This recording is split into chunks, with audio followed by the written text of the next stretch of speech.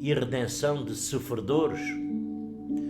E a mais notável é aquela em que Jesus dá passagem a uma legião de espíritos através de uma manada de porcos. Penso que já todos ouviram falar. Através de uma manada de porcos, ou de uma vara de porcos. Naquele tempo havia tantos espíritos desencarnados ainda na Terra que era comum um homem ser portador de mais de um espírito, havendo casos em que muitos espíritos habitavam o mesmo corpo, como no caso que Jesus citou. O sistema crístico adequado aos 2000 anos que se sucederia ao nascimento de Jesus incluiu a organização das casas transitórias. Já no tempo do Mestre Jesus, elas entraram em funcionamento de muita flexibilidade e previsto para as mais variadas situações. O sistema foi se espalhando pelo planeta, tomando as aparências mais diversas conforme as épocas e lugares. Assim, nasceram muitos mitos, religiões, doutrinas, práticas esotéricas, muitas das vezes em cujas raízes se encontra sempre a base do sistema mediúnico. O sistema tem muitos sistemas que se chamam sessão espírita, que é trabalho de sofredores, passagens, sessão de doutrina, por aí vai. É preciso que estejamos alerta, entretanto, que o mediunismo independente no seu mecanismo básico de um trabalho organizado. Aqui os socorristas espirituais se aproveitam de qualquer circunstância humana, principalmente reuniões de pessoas, para fazerem a passagem dos espíritos sob a sua responsabilidade. Nesse caso, qualquer ser humano atua como um médium, mesmo sem o saber. Mas o esquema só funciona na sua plenitude quando, sob muitas das vezes os auspícios do Evangelho, a técnica da passagem é acessível a qualquer um. Porém, a moral e as razões mais profundas somente são do domínio de pessoas muitas das vezes evangelizadas. É também natural que em épocas de transição, como é a nossa, a necessidade de trabalho seja maior.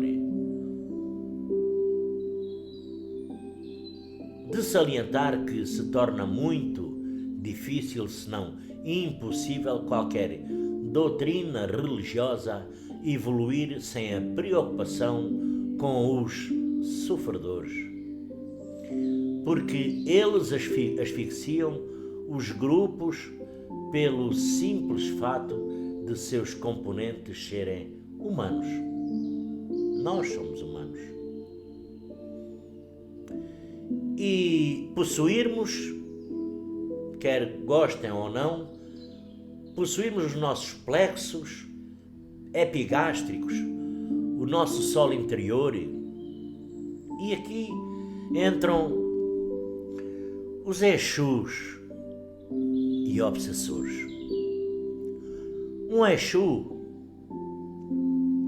é um nome muito generalizado que se dá a certos espíritos desencarnados e que atuam como líderes do plano invisível, no mundo espiritual,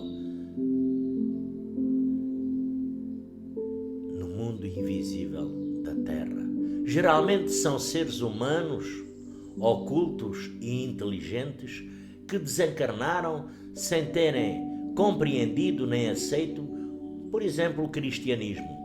Eles aceitam Deus. Aceitam Deus à sua maneira e manipulam as energias mediúnicas em consonância com as suas próprias maneiras de ser. Isto é, sem submissão aos planos da lei, do amor e do perdão. Eles fazem as suas próprias leis. Então, o doutrinador deve ter certa cautela na utilização da palavra Exu, pois é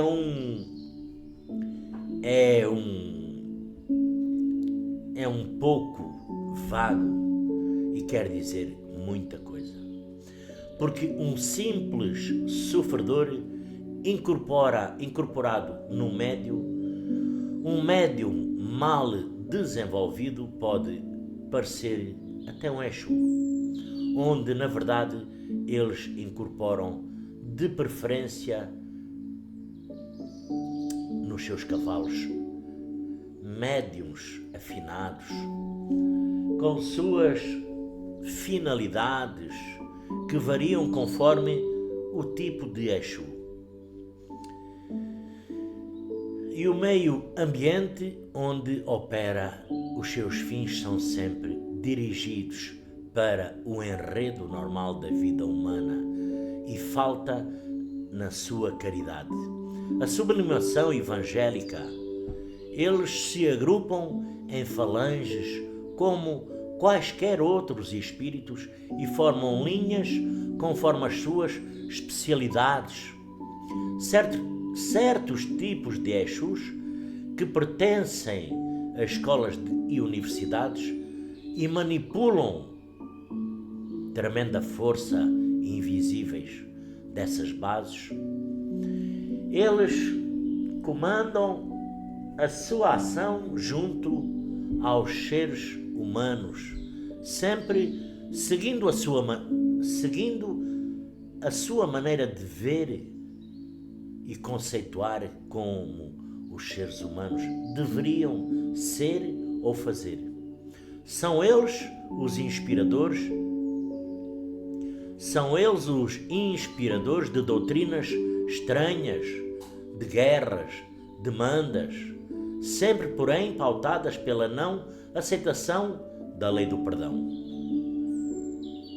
O obsessor é um espírito que mantém um relacionamento direto com um ser humano encarnado, por afinidade. Essa afinidade, em geral, decorre de um relacionamento restabelecido quando ambos habitavam o mesmo plano. Obsidiar significa perseguir, assediar, manter o cerco. Desta forma, o obsessor é um espírito que persegue, assedia um encarnado para cobrar uma dívida da qual se acha credor, num sentimento de ódio ou de amor. Mal interpretado, a categoria do obsessor varia ao infinito. E cada caso de ser examinado à parte, o mecanismo da obsessão é sempre o mesmo. Troca de energias entre o obsessor e o obsediado, de forma mais ou menos constante. Um sofredor ou vários podem passar pela nossa vida sem serem obsessores, pelo simples fato de não termos relações pessoais com eles. O obsessor é sempre um inimigo pessoal. Um sofredor pode ser afastado com um simples trabalho mediúnico e às vezes até sem ele. Mas para que haja o afastamento de um obsessor, é necessário que a razão do assédio seja resolvida, a dívida saldada. Dessa forma, os afastamentos são feitos sem as devidas cautelas, resultam pior do que a própria obsessão. E aqui também temos os espíritos de luz. Espíritos de luz. A partir da concentração molecular da matéria densa, podemos conceituar a vida no âmbito do mediunismo em termos de vibração nesse sentido. A matéria sólida, os líquidos, os gases, o som, a luz, etc., por aí vai, são estados vibracionais conforme o tipo do corpo, de corpo de que o espírito é revestido. Ele está sujeito àquela gama vibratória. Um espírito encarnado age através do corpo físico. Um espírito desencarnado, do etérico, do astral ou do mental, de acordo com as vibrações desses planos, ao atingir determinado grau evolutivo, sem compromissos nesses planos, então o espírito adquire uma vibratilidade, cujo conceito mais apropriado em termos de sentidos humanos é a luz. E aqui costumamos dizer, então, que o espírito é para a luz. A partir daí, conceituamos os nossos mentores e guias que assistem o ser físico em termos de espíritos de luz. Espíritos de luz seriam, então, os que já superaram as faixas reencarnatórias em termos pessoais, quando há reencarnação desses espíritos na Terra, é provavelmente para o exercício de missões a serviço dos planos divinos e não em funções kármicas. E naturalmente os conceitos desses espíritos estão fora do alcance humano e a sua ação na Terra deve obedecer a planos incompreensíveis para nós, encarnados. Isso é relativamente fácil de verificar no contacto com esses espíritos, porque nesses espíritos, porque qualquer que seja a modalidade de comunicação, em nenhuma hipótese eles invadem o campo de nosso livre arbítrio ou nos levam a alguma decisão que contrarie os nossos destinos transcendental. As suas ações são inexoravelmente em termos da nossa evolução, da abertura para o espírito. Embora respeitem os nossos valores, jamais criticando as coisas de nossas vidas ou da vida em geral, eles procuram mostrar o caminho da realização através desses mesmos valores. Eles respeitam as nossas condições de espíritos encarnados. Como castigos, punições, lições de moral, estão completamente fora das atitudes de um espírito de luz. Ao contrário, um espírito da Terra, ainda que muito evoluído, sempre a sua ação em termos de aconselhamento, de vida moral, de formas de comportamento, eles fazem questão de demonstrar os seus poderes ou a sua eficácia e muitas das vezes acabam quase sempre se tornando grandes patrões, grandes donos. E aqui temos os grupos dirigidos por espíritos da terra. Acabam sempre por se preocupar com problemas sociais, dão demasiada importância à caridade material, à correção das injustiças sociais. Com isso, a vida mediúnica se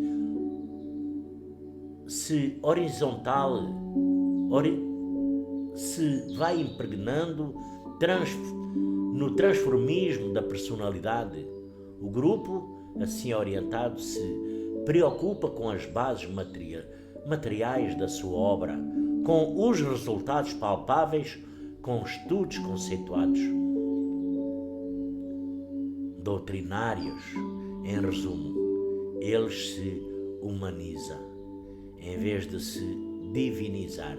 Nesses casos, as ações e as orientações o refletem do nível social do grupo. A justiça praticada pode chegar até mesmo aos termos de punição vingativa e do comportamento nesses grupos.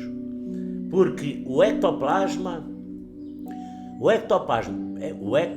circulante e impregnado dos fluidos do plano invisível, resultando daí uma divisão de forças, uma homogeneização em termos diluentes. O mundo invisível não produz energia, mas ao contrário, se abastece de energia do plano físico. E por isso que o médium desses grupos se cansa, desanima e desiste. Ao contrário, quando o grupo mediúnico, sintonizado com os espíritos de luz, ele recebe força do outro plano e com isso não gasta as suas energias. Todos nós não gastamos as nossas energias fluídicas ou nervosas. Um médium bem sintonizado com o seu mentor pode operar horas a fio e voltar a si nas melhores condições físicas, psicológicas do que quando começou às vezes a trabalhar. Para melhor compreensão dessas afirmações, é preciso entender a diferença entre plano invisível e plano espiritual, que é o mundo invisível. Já agora, só para falar no mundo invisível e espiritual, é mais fácil a comprovação da existência de planos vibracionais diferentes na experiência pessoal e individualizada de um ser humano, tomando por base a experiência individual. Podemos esquematizar esses planos com auxílio das revelações iniciáticas e um pouco também de bom senso, porque sob esse prisma temos um plano físico, um psicológico e um espiritual. Ou seja, do corpo, da alma e do espírito, os grupos iniciáticos fazem a divisão em 7 planos, que seriam o físico, o etérico, o astral, o mental. Os 3 planos crísticos, ou Pai, Filho e Espírito, ou Deus que é Verbo e Universo, variando estas descrições de acordo com cada grupo. Todos, porém, mantêm o número 7 como base. Mas para a nossa compreensão do mediunismo, bastam os 3 planos, porque o importante é saber que o mundo invisível não é necessariamente o mundo espiritual, da mesma forma que o mundo dos micróbios não é o mundo da alma, embora ambos sejam invisíveis aos nossos olhos. O mundo invisível que nos cerca faz parte da Terra. É molecular. Tem, portanto, uma organização, leis que o regem. A sua forma é tal que ele não ocupa espaço físico, como um sólido, uma construção.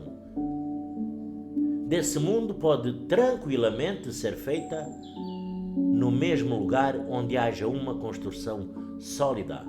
Ele ocupa os espaços intermoleculares do plano físico e pode coexistir simultaneamente um corpo físico e um corpo sólido. Pode ser transformado na sua organização molecular, um corpo invisível ser transportado através dos sólidos e reintegrado em seu estado anterior. O mesmo pode acontecer a um corpo do mundo invisível. Esse é o fenómeno básico das materializações espíritas. Esse mundo é intensamente habitado por espíritos que passaram pela Terra e que ainda não retornaram aos planos espirituais. Pertencendo à Terra, eles são obrigados a viver das energias produzidas nela. Eles manipulam essas energias, não a produzem. E isso é muito importante, é fundamental de se saber. O espírito encarnado, o ser humano, absorve energias da terra física, pelo alimento, pela respiração e por aí vai. Água, pensamento. O espírito desencarnado